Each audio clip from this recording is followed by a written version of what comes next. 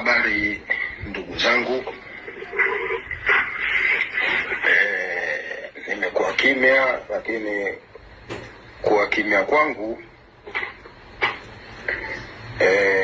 sio kwamba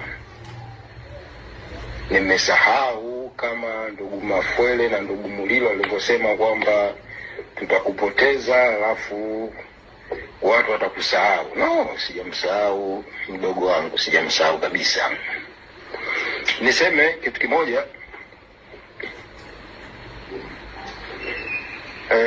Watanzania, niko makini sana na ninafuatilia kila hatua. Wakati mwingine sio vyepesi sana kutoa kila taarifa, kwa sababu hawa watu wana mtandao mkubwa. Ukitoa taarifa unakuwa umevujisha namna ya kupata taarifa.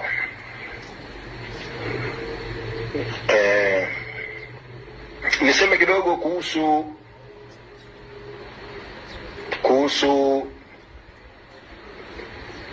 kuhusu taasisi mbalimbali.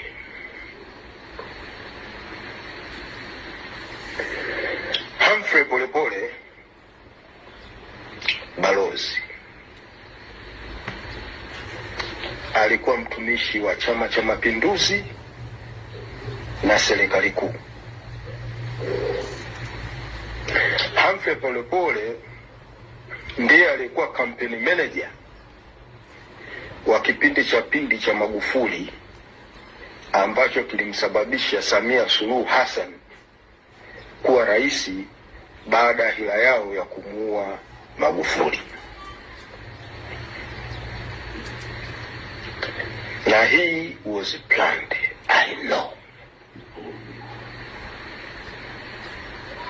Samia leo kitimoto, tena ile yenye mafuta iliyonona, kitimoto. Nikisema kitimoto maana yake yuko kwenye kiti kiharamu kwa kuhonga idara zote unazozijua za usalama Tanzania. Watu wameingiziwa pesa, ushahidi upo.